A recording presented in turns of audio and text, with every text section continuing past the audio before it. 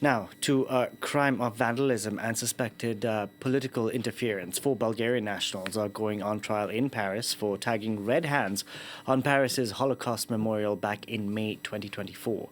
The red hand is a symbol of the slaughter of Jews and carries painful memories of abuse, murder, and violent anti-Semitism. French investigators suspect an act of sabotage orchestrated by Russia. For more on this story, we can go across to Antonia Kerrigan, covering this trial for us. Antonia, just remind us what exactly happened.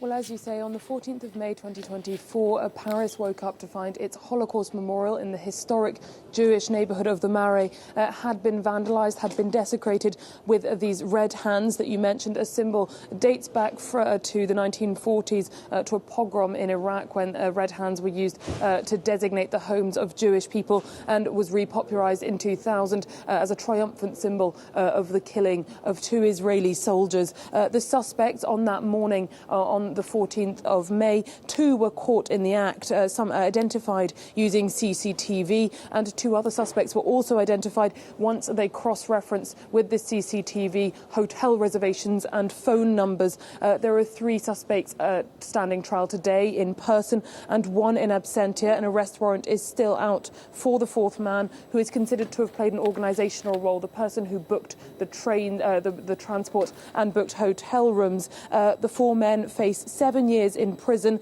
and a €75,000 crime for desecrating property with the aggravating factors of acting as a group as well as racism. They also face charges of criminal conspiracy. Antonia, and French authorities don't think this was an isolated incident, but instead part of a wider destabilization campaign.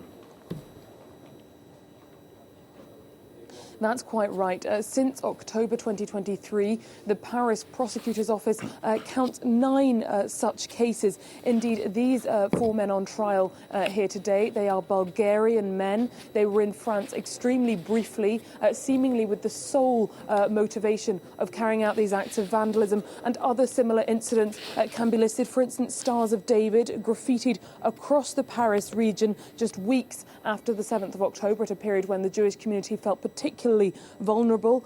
The suspects identified in that case were 2 Moldovans who said they were acting on orders. And then just weeks ago, pig heads left early in the morning outside mosques across the Paris region. The suspects were thought to have been Serbian. Now, of course, these various incidents, be they Islamophobic or anti-Semitic, cause serious offence, make whole communities feel besieged and unsafe, and reap serious division within France. And, of course, when suspects are apprehended, if they are identified as being foreign actors, perhaps acting on the orders of a foreign state, the damage is already done, and this modus operandi is identifiable. They're often foreign actors, very briefly in France, often from Eastern Europe, placing suspicion firmly at Russia's door in the eyes of the French authorities.